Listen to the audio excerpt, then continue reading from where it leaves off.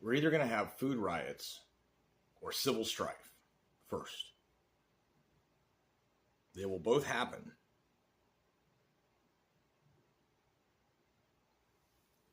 I'm not sure that there's anything that can be done to stop the economic destruction.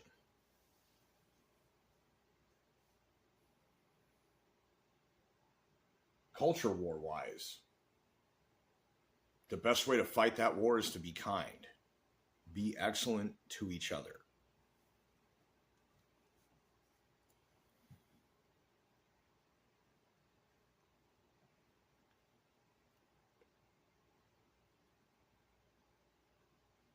I tip generously. If I can't afford a tip, I don't order. That's an aside. I tip generously. I hold the door for just about everybody. I let most people go first. Stop signs, whatever. I try and view everything from other people's perspectives as well, so that I'm not just thinking about what I want, thinking about how my actions affect other people.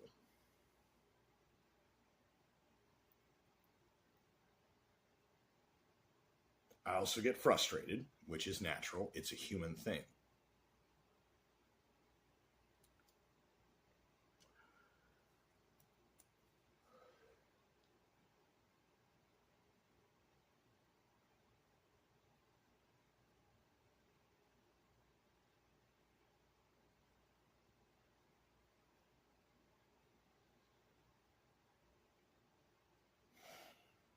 There are going to be people,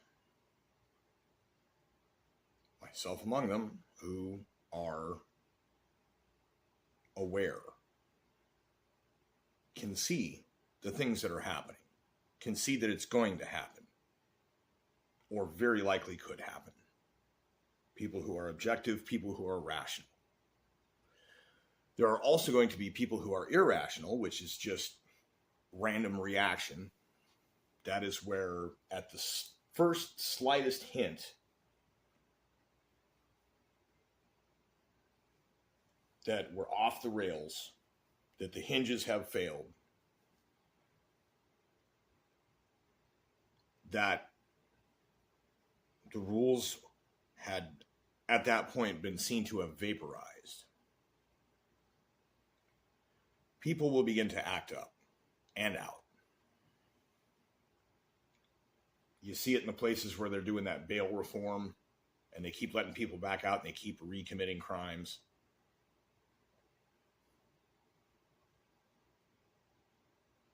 That is antisocial or sociopathic behavior, psychopathic behavior. To realize nothing's going to really stop you if you decide to take action, and then you go. And a bunch of people doing this. I'm not saying like, giving a message and then it's going to set one person off. And I'm not even giving a message that's going to set anybody off. I'm describing what I foresee.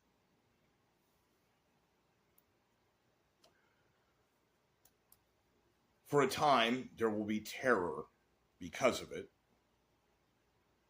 After the terror will come a point of a few people standing their ground or defending themselves. At that point, it could possibly be in some areas that the law enforcement quits. And in other areas, it's very possible that the law enforcement continues to attempt to enforce the law. Maybe even if they're not getting paid out of some sense of duty, or the fact that getting to run around with a badge during the civil strife and license to kill or whatever might be their bag. Also potentially antisocial, sociopathic, or psychopathic behavior if they're doing that for the express purpose.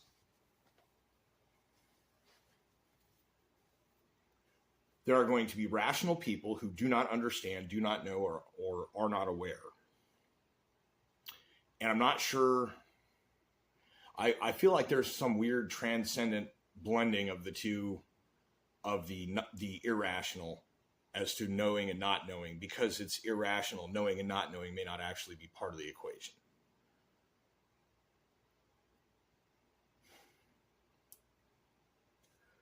That is the civil strife half. At the point at which you either do or don't have law enforcement, If you do not,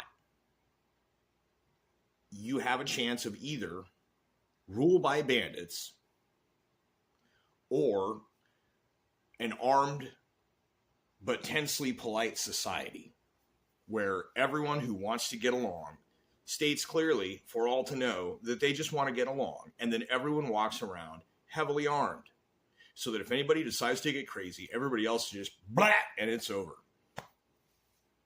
And if there's no law enforcement, that means you just find a place to dispose of the body, clean up the mess, make sure everybody's cool. Hopefully we still have some kind of mental health professionals. And, you know, the thing is, though, is that a lot of the ones that, you know, basically it's, you know, psychotropic drug dealers, for lack of a better term, that those people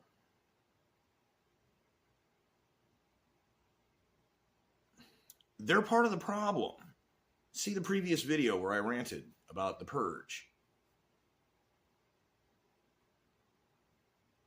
Everyone who followed a dishonest, profit-driven path, and I'm not saying capitalism bad, because we're going to be back to actual capital in the course of an armed but polite, without law enforcement micro society, these cosms, depending on the state and the county.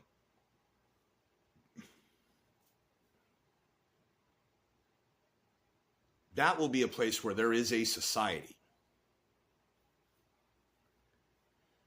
I believe in the places where law enforcement decides to stay and enforce law during civil strife, but collapse of government. In the case of my location, I'm not sure about the state government, honestly. I think they will try and stay in. I don't know how long it will last. I don't know if anybody else managing to occupy the Capitol building will do anything that affects me. As far as the state constitution and state laws, if those were to be used, you theoretically could have a society, but the fact is that other things happening will cause a lot of people to still do the irrational act up and act out thing. A standalone complex of batshit people who just, you know, decide that, you know, clearly that it's you know, free for all. And then other people will at first be terrorized. The law enforcement will try and do something about it, but won't be able to do much. Increased patrols. How are you paying for that? You're going to try and, in a situation where the currency has absolutely collapsed, financial anything is not, it turns into pure voluntarism then, I suppose. Everyone still continues to do their thing. I don't know how you get products. There's a lot of industry and job market that's going to fail, and that's going to lead to the aforementioned food riots. Shipments stop coming in. What's left is all that there is. And then after that, people start ransacking and raiding, trying to find more. Which is why it's a good idea to live farther away from big cities. So that if shit like that happens, it's going to take them a while to get to you. You can hear them coming.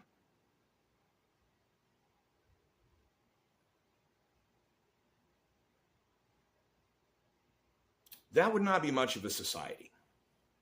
I feel like the locals here, I think some of the sheriffs might, but honestly, I think a lot of them will probably, and the cops too, certainly, I think will maybe more look out to their family, maybe help organize and train the community. You know, I can see something like that. If it transforms into something like that, positivity can be had out of it. But this overarching government control thing is being undermined. Its legitimacy is seriously in question. And the more people, it's like an Overton window shift on some kind of a subconscious level, and enough people pick up on that occurring subconsciously leads them, if they're irrational, to do irrational things, act out, become, you know, predatory. And understand there are zero intersectional checkboxes to do with anything on any of this. You've heard some of this terminology before about other people for particular reasons and bigotries. And I'm not on that kick. All I'm saying is in people, period, anywhere.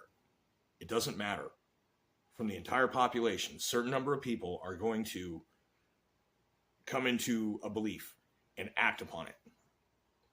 And depending on the local social construct circumstances, some hybrid of them, it's not like I have a precise view,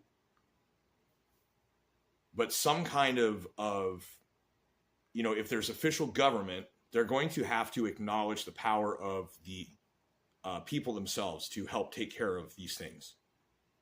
I feel like that's a right. Not exactly to posse up or whatever, but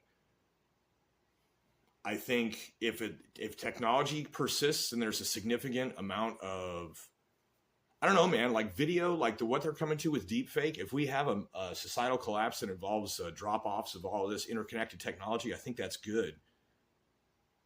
Because the ability to deepfake into fucking with someone or whatever is going to be impossible. But then it's word of mouth. It's back to Blackstone's formulation, basically. So, or the Bible. Or different, the Quran or whatever. Depending on where you're at.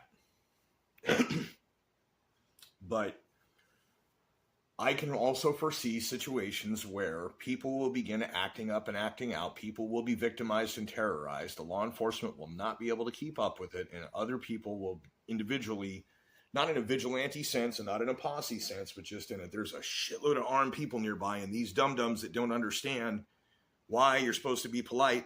The polite is not compulsory. It's voluntary, but it's voluntary because you don't want to get wasted. That the law will attempt to prosecute those people. That will be in the instance of any overarching federal or state level government still existing while this collapse occurs. It could very well be civil strife under a government that does not acknowledge the reality of it and therefore attempts to enforce law upon all the citizens while it is lawless.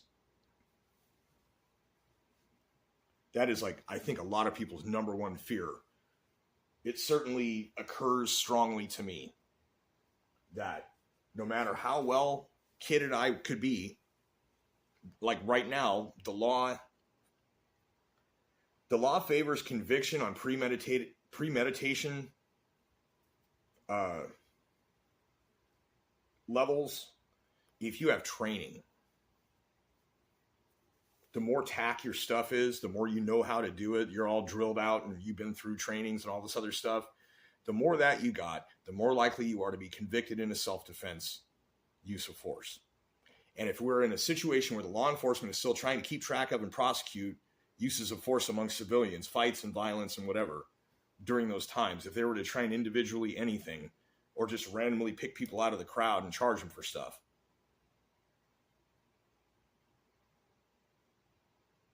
the difficulty is that that system would have to also go in order for something better and more civil to evolve out of that.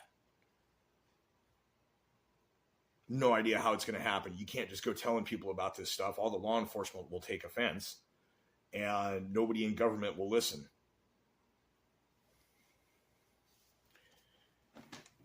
When it comes to that incident a couple days ago in Pennsylvania, one of the founding locales of our country, of the principles of the natural rights of life, liberty, pursuit of happiness, not limited to.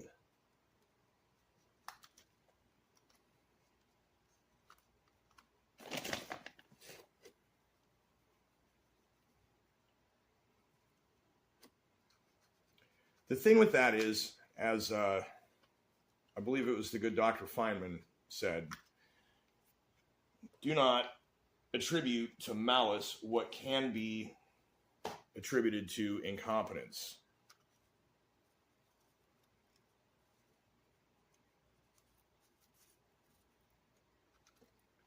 It is possible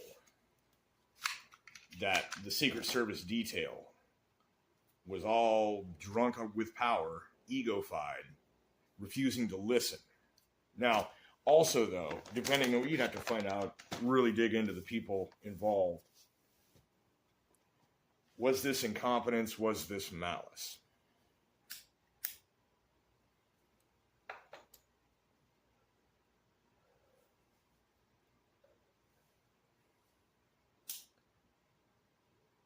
The government, the people running for politics and power and TV news and everything else. You see a video of improperly appointed, as I think I've been saying, special prosecutor walking from office to office outside, not looking happy, kind of stiff. Womp womp, boom, boom, boom. Reporters asking him questions and he just says nothing and keeps walking. The whole attitude of above, beyond, better than, over, that needs to go.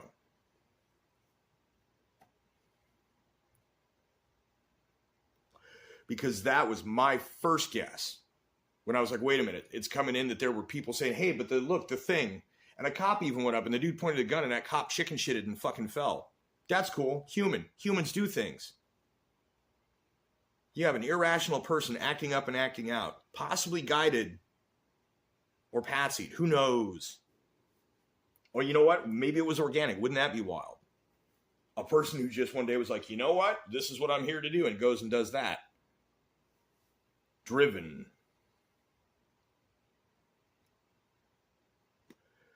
And someone who meant well, shit his pants or something, or however, to try to take cover on a roof, on a ladder. Bro, just draw on fire. And even if they take you out, it's fine because you took out the guy that was trying to take out the dude.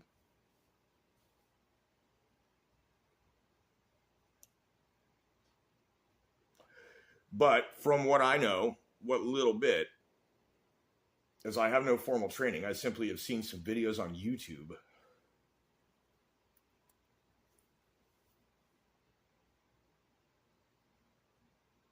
Headshots are not accurate. They're not safe. Somebody was going for a glory shot. Killed someone else by mistake. Broke rule number 4. Or didn't care about rule number 4.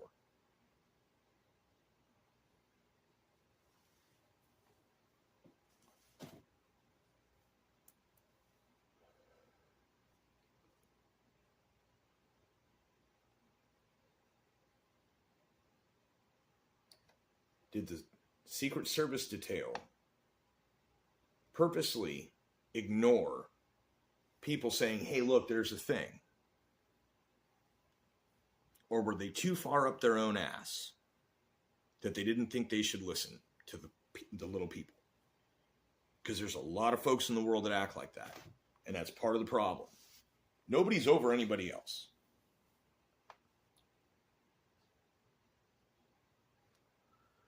We are all just critters on this planet. Cool and clever though we may seem to be, we are not over anything. We're just part of it.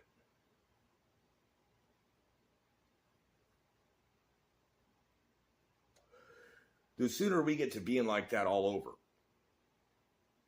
the better things will be, I believe. When we stop doing things like ignoring nature, ignoring actual factual science in favor of, whatever the thing is this week. And as I've already stated, this is a propaganda effect. This is people using lies to control, ultimately feeling that they are above, over everyone else, that they have a right to control.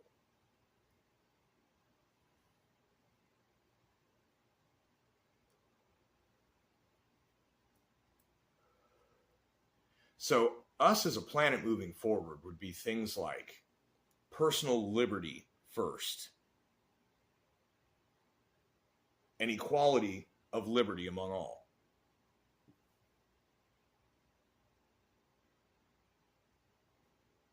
And at that point, if you can get it to work like that, you don't need any of those other things. Words, rules, laws, rulers, government, anything like that. It's just a society of transcendentally awakened little gods.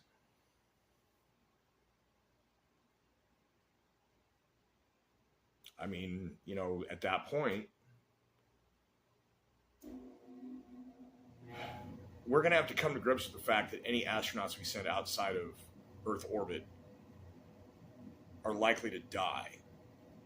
That we cannot go anywhere. We can send robots places and look at stuff, but also some of us kind of question occasionally some of the pictures we see if those aren't actually seriously altered photos of earthbound places and that maybe we're being lied to again. Lying to people is an attempt to be over them, to get over.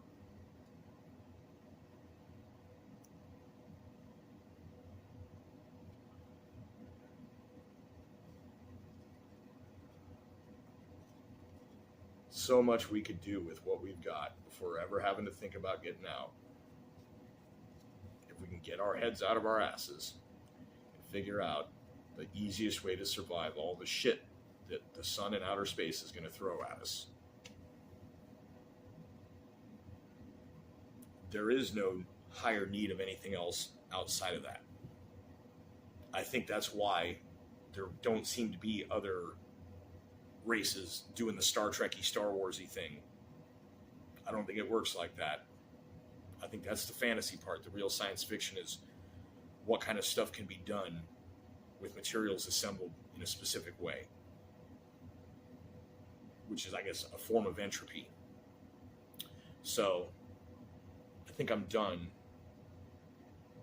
I hope that if you've made it to the end of this, you're not in a ruffled or bad mood about the almost inevitable seeming reality of what's going on in the world.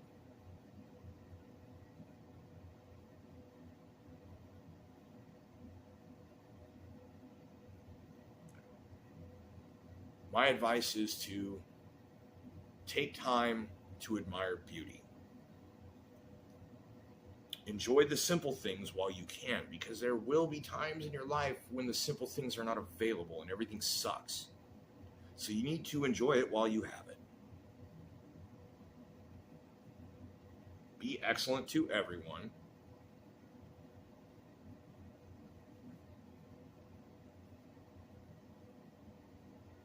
And in enjoying the small things means party on.